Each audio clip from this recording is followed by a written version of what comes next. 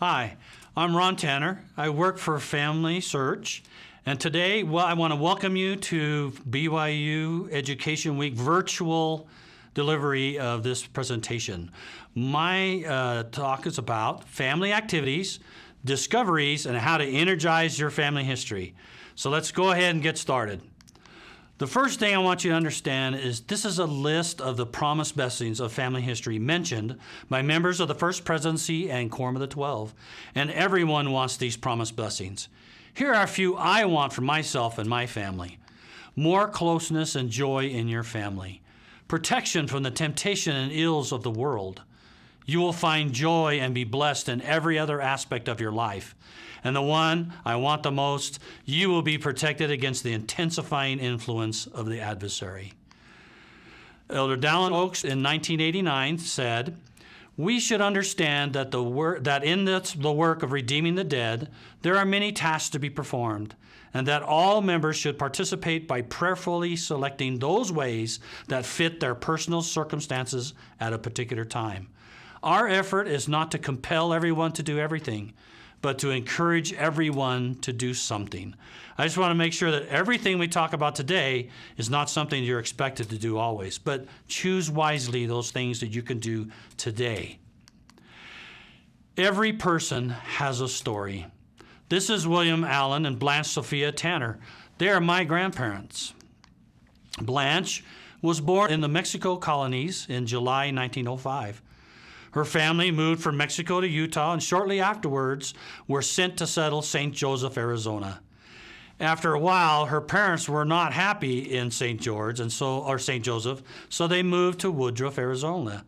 Apparently, many of the Turleys decided to move to Woodruff. In the meantime, William Allen Tanner was born in Snowflake, Arizona. William and Blanche were only 5 months apart. Blanche traveled from Woodruff, where the family moved, to Snowflake to go to school. That's where my grandparents met. On 8th of June, 1926, they went through the Salt Lake Temple. And on that day, they performed their initiatories, endowments, and their sealings all in one day. It's also very exciting to see some information about your ancestors in historical records. This is the 1920 census. Let's drill in just a little bit bigger.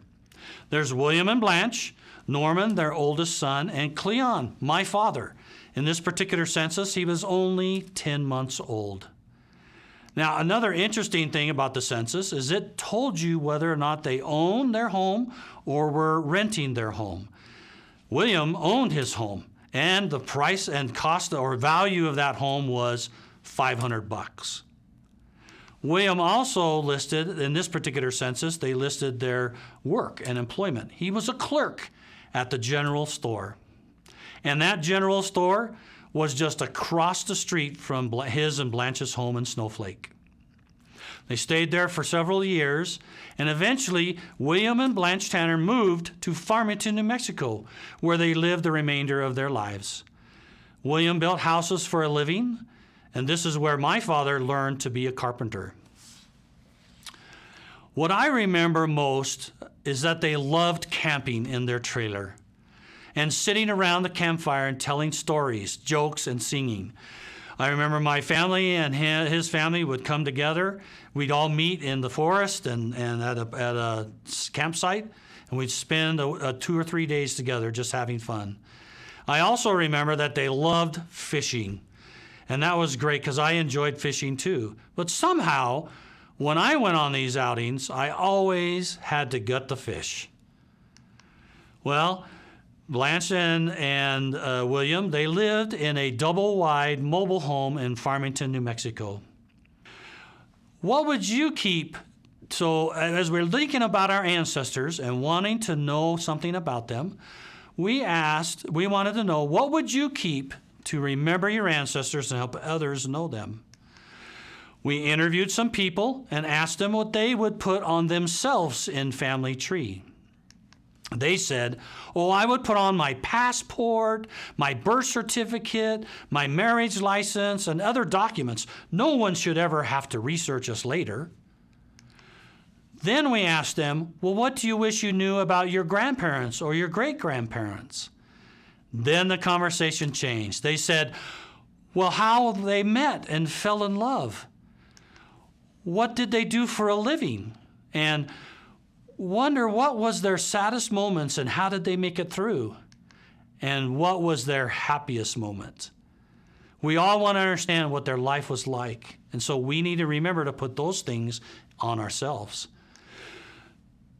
Bruce Feiler, on March 15, 2013, wrote an article about the stories that bind us for the New York Times. In this article, he talked about how a family get-together, they all talked about how the family was just falling apart. He spent a few years researching with families and scholars, and what he found was that the single most important thing you can do for your family may be the simplest of all. Develop a strong family narrative. The bottom line, Bruce Feiler closed in his article saying, the bottom line, if you want a happier family, create, refine, and retell the story of your family's positive moments and your ability to bounce back from the difficult ones. That act alone may increase the odds that your family will thrive for many generations to come. This is what we need in our society. This is what we need to anchor our family to each other and to the greater things. And for those who feel lonely and alone, there's nothing better than know about their family and how they overcame problems. When you're doing family history, you are discovering, recording, and telling your family narrative. Bruce also went on and wrote a book called The Secrets of a Happy Family by Bruce Feiler. And he worked and experimented with his own family and worked with psychologists and specialists in the field to see if they could be happier. You want to know what his secrets were? Well, here's his secrets and things that we should be able to do. 1, have regular family activities and have a family meeting every week to talk to each other. Empower the children to take some responsibility for their actions and create a safe zone where it's okay to make mistakes. And be flexible. Realize that your children are growing, and as they grow, they change, and they need some different options. Talk a lot. Every family ought to have you ought to think about a family motto or a brand. The Tanners is Tanner Tough, and Tanners get it done. These are great things to think about in your family, and we as Latter-day Saints should feel very comfortable for us. Now, Family Search is trying to help people feel closer to their family so that they can have this sense of connectedness to something greater than what they are. We're trying to do this through discoveries that we create and provide on the system in FamilySearch.org. Let's go through a few of them that we have and tell you about some of the new ones we have. So you can get there by going to FamilySearch.org, clicking the Activities menu, and then selecting from the set of activities below. Here, we'll start at the first one. Where am I from? This is a fairly new one. It's only been out for maybe a month. And when you click into Where I Am From, it looks at your tree in Family Tree. So this doesn't necessarily work great for those who don't have much information in the tree, but it works well for many.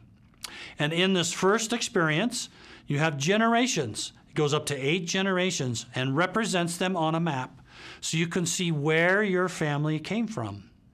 You can see mine were in the Southwest, some in the Middle East, or in the middle area of Georgia and so forth, and then the East Coast, as most people would expect, and then off in England and a little bit in France and Germany.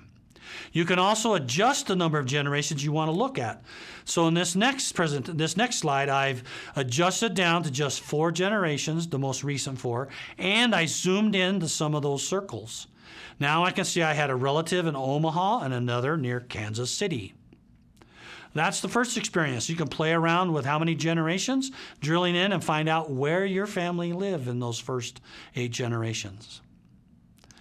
Next, you can click to say My Family Lines. This will show you on the left side yourself and then your parents. And then you can click either line, either your parents, your father's line or your mother's line, and follow that line. So here, I've clicked several generations, And I can see where each of my generations were. So there's one of my relatives, Henry Martin, who was born in San Francisco. The four were our closer generations because we all lived in New Mexico and Colorado and Texas. And then, of course, our more farther distance ancestor, Sidney, who was born in New York. But if I go to my mom's line, so this one's I've clicked my mother's line and went a little further, you can see that she also, of course, with us, we're in the Southwest, and then in the East, and then off to England. She actually has some relatives in France and Germany. If I look at, and then the next experience, my heritage, that's the one I next click on. What we do in this case is we take the data that's in Family Tree, we look at all of the generations and where those people were born, and from that we calculate a percentage of your countries are homelands for you. For me, 67% United States, 20 United Kingdom, then Scotland, Germany, Ireland, Wales, and France. Another experience we offer in where am I from is the timeline. This timeline uses now, instead of generations, it's using years from 1600 to current. You can adjust those two bubbles to any set of years you want. This one I just went to the closest generations, a couple hundred years, and I can once again see where my family lived during those years. You can see for me, most of them were in England and stuff and so forth. So that's our first experience that we've recently released. We can drill in a little further. Here's one I drilled in a little further in this particular one, and I see, clicking on that particular person, Thomas Jefferson nations. Now, interesting thing about Thomas Jefferson, I have to say this just because I'm here, is that he actually joined the church, and his wife didn't want to join, and they had 2 little children. And his family took away his wife and his 2 children and kicked him out of the house. And he waited and kept track of his wife. And when she died, he was outside on his horse looking down in the funeral. He wasn't invited. But then her parents decided they were going to keep the children. So he got a couple of friends, and they rode in with their horses to that parents and at gunpoint told them, I am taking my children. And so he took his 2 children and then traveled with the saints across the plains to come to Utah. When I click to drill in a little bit more about Thomas, I can learn more about him. Here's some of his life events. He was born in 1949. And this is what was going on. Thomas Jefferson was born at 17th in February. His mother died when he was 14, and his father died when he was only 26. If I clicked on world history, I can see what was happening in the world when he was these ages. At 13, there started to be pasteurization. When he was 16, doctors began sterilizing bandages. When he was 27, the telephone was invented, and at 30, the electric light bulb was invented. So you can see the kind of life he probably led without telephone and electric light, which we depend on significantly now. Here's what were events in the United States, because he was living in the United States. When he was 14, Abraham Lincoln did an Emancipation Proclamation. And when he was 16, Abraham Lincoln was assassinated. The Statue of Liberty was built by the time he was 37. So you can find all this interesting information. As I go to the church history, when he was 7, the handcart companies were rescued. When he was 18, I think that says, Salt Lake Tabernacle was completed. So this is all cool information you can find about any of your relatives in this experience of where am I from.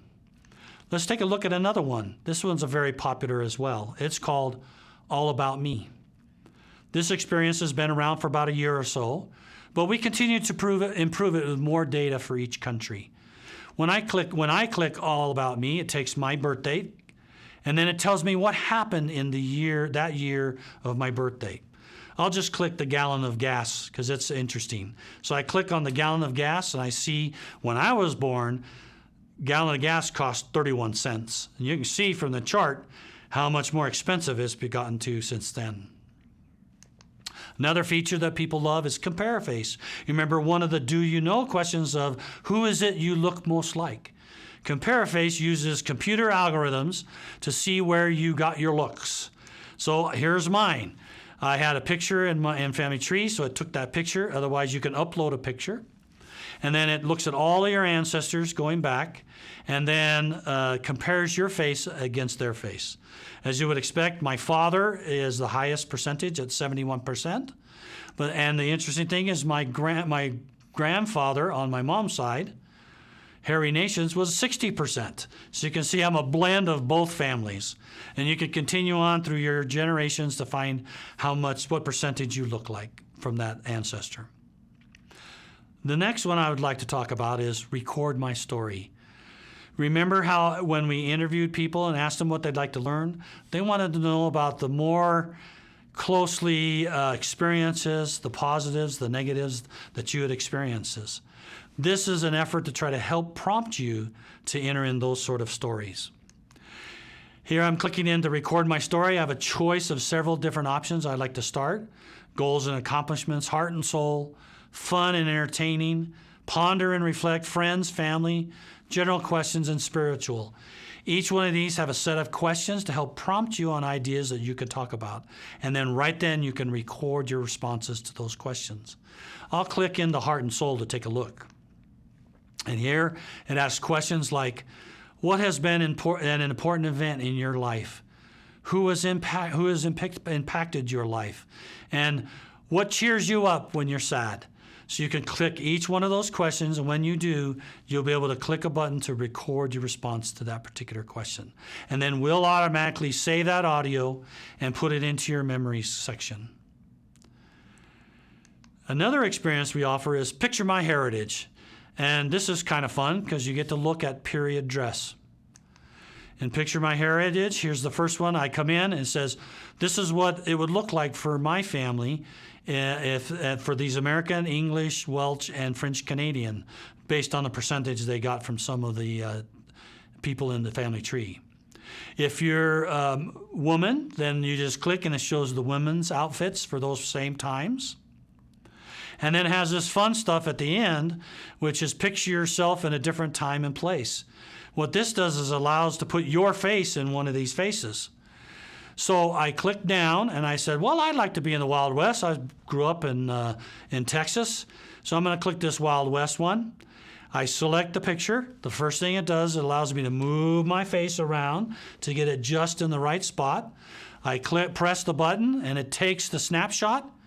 And now I have a picture of my face inside of this Wild West character. Isn't that fun? Okay, now moving on, let's see how other ways we can explore more information about our family. Here's an easy way to discover what Family Search already knows about your family. You can do this on Family Search website, but I encourage you to learn how to use the Family Search Tree app and Memories app, because that's where your kids and grandkids like to be. So the first thing you do is pull up the Family Tree app. That's what this is. And I'm going to pick my grandmother on my maternal side. When I click it, I can see more information about her, her vitals, where she was born, where she died, where she was buried. I can also click through different of the tabs to find out who she was married to, her parents, and some more information about her. But I recommend going to the Memories because that's where they're going to see some things about her. You click Memories, and right there on the phone, you can click each one of those memories, read the stories, see the pictures, and learn more about Mildred Luella Martin. We used to call her Mother. I remember when I introduced her to my parents, I said, this is my mom and my dad. This is the first time she'd ever met them. And then I drove her 2 blocks away to my grandparents and said, this is my grandparents, Grandpa and Mother. And my wife turns to me and says, I thought we already met your mother. I said, oh, we did. We just call her Mother instead of calling her Grandma. And the reason why, I remember asking my mom, why did we call her Mother? Well, the reason we called her Mother is because everyone in the family called her Mother to honor her role in the family. And as a matter of fact, everyone called her mother. Everybody in the ward called her mother. It's just a great thing to think about her influence.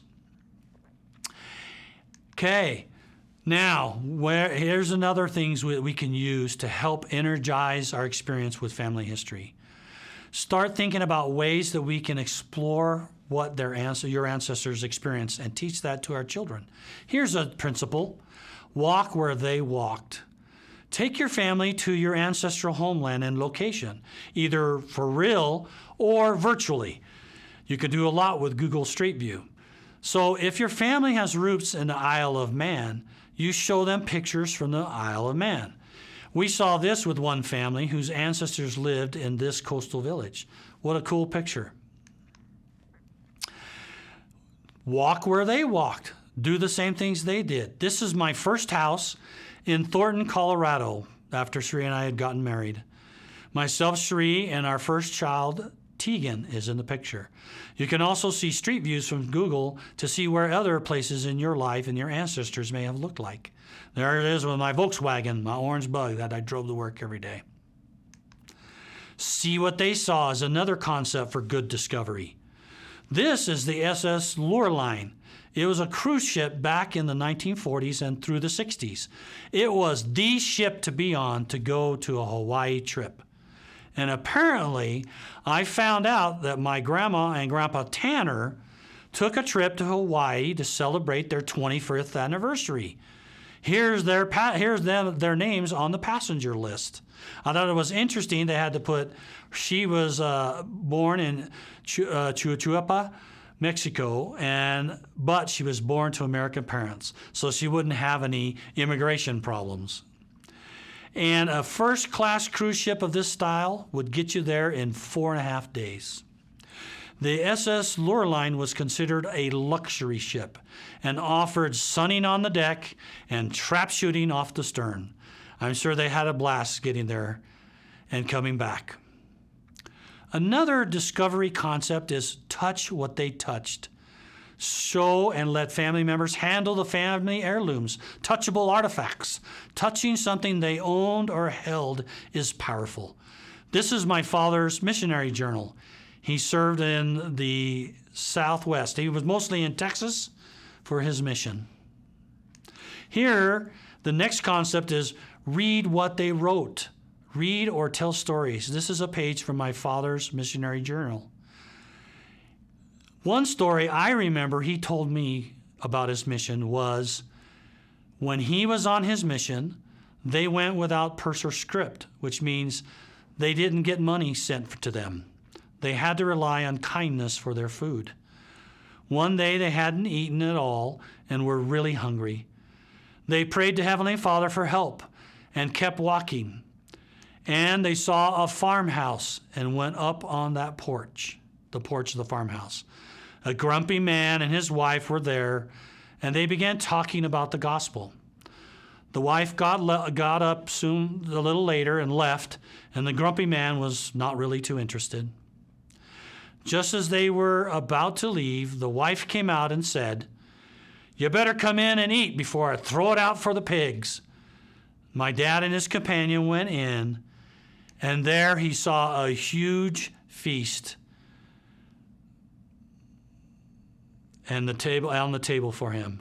The Lord takes care of his missionaries. There are other ways to also connect with your family. The next discovery concept is hear what they heard or said. Listen to audio recordings. If you have none, start making some now. Next one, taste what they tasted. Taste the same kind of food. Taste what they had. In my case, our family always loved Mexican food. So make your own tortillas. Learn how to do that. Another way to perpetuate and feel closer to your homelands is discover and find the holiday food traditions for your family and for where they lived. In my family, we always had turkey and the fixings for Thanksgiving. But for Christmas, we didn't want the turkey again. So we always had Mexican food for Christmas. Now my family does as well. My wife invented and had never really cooked Mexican food. She learned and created her own enchilada recipe that is so good that restaurants have offered to buy it from her, but she's not going to sell. And my mom even asked her for the recipe, if you can believe that. Another thing you can do is celebrate your ancestors' birthdays and cook their favorite dish.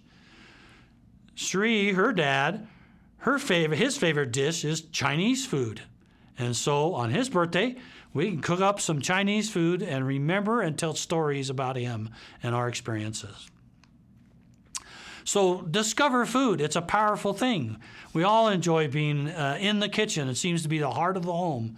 And it's a great place to talk about your family and the experience you've had and the challenges they've had and how they overcame while you're eating the food that they enjoyed.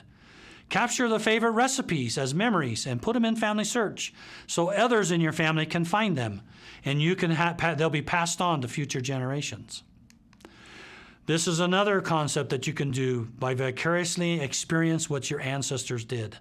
And in so doing, learning things that they learned and connect with their experience. Learn how to make a doily. This is my great-grandmother used to make doilies, and she got so good she didn't even have to look at it and do it. Maybe that's something we should look up. Or how to make a carving like they did. Cherie and I and the kids went up and did these carvings with her father because he loved to carve bark. So we sat down with him, and when he taught us how to do it and coached us, we had a great time, and he began telling stories about his past that I secretly recorded and my wife remembered. So learn what they learned is a great experience. Feel what they felt is the best thing. Empathy is some of the greatest things. It comes at unexpected times, and these memories can become embers that catch fire at any time in their lives. This is one of my ancestors. My great-great-grandfather, Henry Martin Tanner.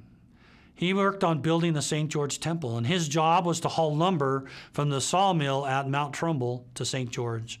He had a special interest in getting to the temple completed there because he wanted to marry Eliza there.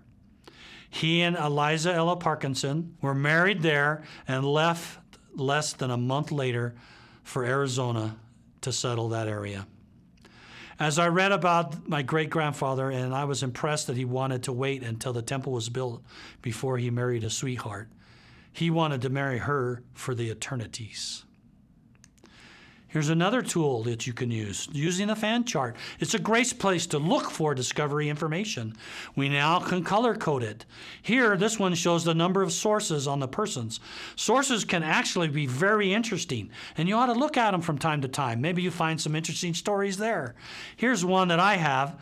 This is the death certificate of Henry Martin Tanner, my great-great-grandfather we were talking about. Looks like he died from injury to his head is what it said. He had an injury to his head. And he is in the home of his daughter is where he died. Okay? And it says there that he fell down some concrete steps into the basement. Well, that's for sure. If that's true, I'm going to make sure I always check behind me before I go down the basement in case there's someone pushing me on. Stories can also be more easily found now since it shows you who has stories and who doesn't. You can drill in and look at those stories, and maybe you see some people on there that you need to take some time and write a story, a memory about that person and your experience with them. Here are all the people that have photos. Click them and take a look with your family at all the different pictures and what they look like. You might find some that are pretty funny. President Monson gave us some wisdom. He said, I admonish all families to search out your heritage. It is important to know as far as possible those who came before us. We discover something about ourselves when we learn about our ancestors. Alma gives us a solid case for preserving our memories for the future. He said, and now it has hitherto been wisdom in God that these things should be preserved, for behold, they have enlarged the memory of this people. Yea, and convinced many of them of the errors of their ways, and brought them to the knowledge of their God unto the salvation of their souls. This can apply as well to your family history, the experiences your family went to, the stories that occurred to them and how they overcame will change people's hearts and keep your family strong. Take what you've learned here and act in this doctrine. President Irene said, many of your ancestors did not receive those ordinances. God knew that you would feel drawn to your ancestors in love and that you would have the technology necessary to identify them. This passion that you get from finding your ancestors will help you in accomplishing the work he's asking. And he knew and he could trust you to accomplish this work in behalf of your ancestors because you love them. The work of gathering Heavenly Father's family is not just for young people. It is not just for grandparents. It is for everyone. We are all gatherers. So why should we gather? It leads to good discovery for people who come later. They will be closer together as a family. They will feel connected. New discoveries for you. You may find something you didn't know. And it's part of our covenant identity to find these ancestors and provide ordinances for them. And many blessings come as you do the work. But be careful, because gathering can be overwhelming. You have to gather photos and stories and audios, adding names to the tree, sources and attaching to people in the tree, searchable records through indexing, reserving and submitting names for temple work. It is big, intimidating, and can feel overwhelming. That's a lot to do. So start small. Pray about where to start. Gather in the tree or memory apps on their own device. Start with the living. Consider indexing. Indexing is critically important to help families find their families on Family Search. Sometimes it's hard to read those old records. We heard about a family learning how to index with the help of some family history consultants. They hit a spot in the record where they couldn't read the writing and were discussing what it could be. Then the consultants shared counsel from President Irene. He had said, when you don't have enough information to make a decision about something with family history, pray. Upon hearing this counsel, a 9-year-old boy who was not even a member of the church in the room offered to say a prayer. After his prayer, he said what he felt was the name in the record. As the family heard him, they felt too and agreed.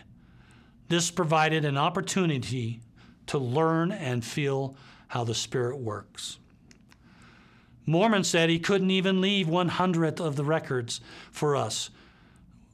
Wherefore I choose these things to finish my record upon them, which remainder of my record I shall take from the plates of Nephi, and I cannot write the 100th part of the things of my people.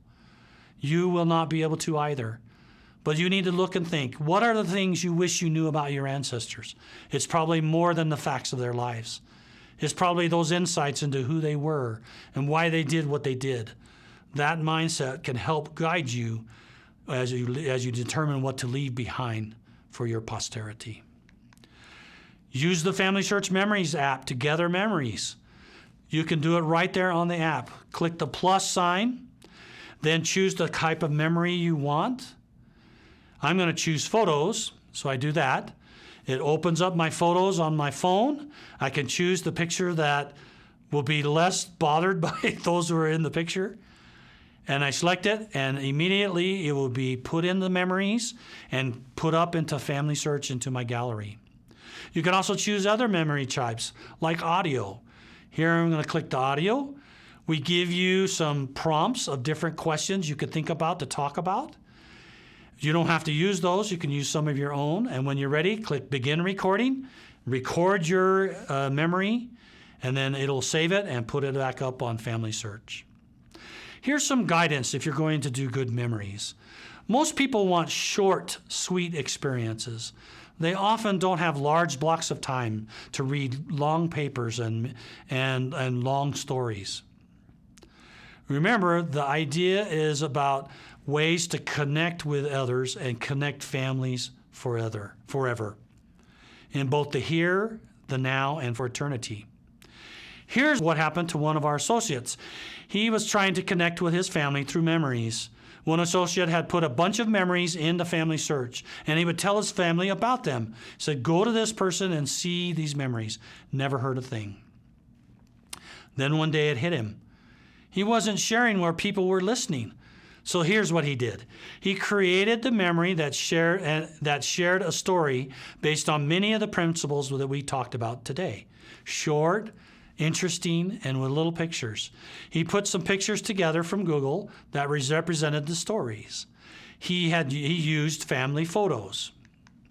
He put it all together and wrote a story and hashtagged it. So he wrote the story in Family Search, in the memories, and put some hashtags in there. Then he used the share button in the memory to say, share this story. And he clicked shared and shared it where his family will see it, in messages, family messages. For him, this was a group text. Then the magic happened. The memory gets shared with enough to tease people and to link and see the whole thing. Now look what happened in 20 minutes. Can you see how something small like this little reminders can help your family remember who they are? These screenshots were based on an associate of mine. One of the most important ways we connect families is in the temple. We do this by finding families and then taking them to the temple. We've recently, don't forget that we have ordinances ready for you. You obviously are welcome to take any of your ordinances that you find and reserve. But Ordinance Ready can help you find ones if you need. You just click on Ordinances Ready. You select the ordinance you want. We will look in your reservation list. Anybody that's related to you in the shared temple list. We'll crawl your family tree to find someone to take and temple inventory. And then when we find those ordinances, we will present them to you. You can click View People to see the people that we had selected for you for that particular ordinance. You can click the circle check mark if you do not want to take that particular name, and then hit Continue. We'll show you a QR code for the cards. You can take this QR code to the temple, and they will print the cards for you. You can click Save to Photo there so that you can have the code for scanning later if you can't do it right then. Or you can click View Cards, and then this is just a PDF that you can send to your printer. You can do all of this on the site as well under the Temple tab. Baptisms with family or friends. Do baptisms with your family for your deceased family members. This is an important experience, especially for your 11 to 12-year-old children who are now have the opportunity to go to the temple. When we can start doing ordinance for the deceased, plan and prepare to take your child as a family to the baptistry together for their first experience in the baptistry. Do this as a family or as a parent and a child, like a dad and a child date. Find out the slow times. There may not be very many, but there's some in there, and often temples will let you schedule an appointment. You can get in and get out easily and get food afterwards, because this seals the deal and provides a chance for the family to talk about their experience and to connect even better. Now, one of the secrets of success we saw in families who do family history is regular patterns of engagement. Sharing stories during meals or a 1-minute family history moment in family scripture study time. Family history time on Sunday, where you do discovery and gathering tasks. Special events like weddings and funerals, reunions are also great times to reconnect with family through memories and other discovery experiences. Imagine with your phone app, you could record those memories right there and take a picture of the person who shared the memory. Try to think of things you can do daily or weekly or monthly or at special events. One of my associates with his family do something to collect memories. On family birthday parties, the guests that come, the other family members that come, they're to come with a written experience that they've had about or things that they admire about the person whose birthday it is. They each read them at the party, and then the written papers are given to the family member as a memory. What a great way to collect these memories and impressions about that person. And uploading those in the family tree could offer an opportunity when they're not feeling well to read these great experiences that people told about them and how good they are. So, why do we do all this? To save God's children and to bring our family to the promised blessings of family history and temple work. Remember these blessings? Power to bless the living and refine influence. Find joy and be happy. Be a sure way to eliminate the influence of the adversary in your life. I testify that this work is true. Family history can change you and can change your family and keep them close, protected from the world, and able to overcome the struggles that we have now and those that may come in the future. Thank you for listening. I hope that this presentation has been beneficial to you.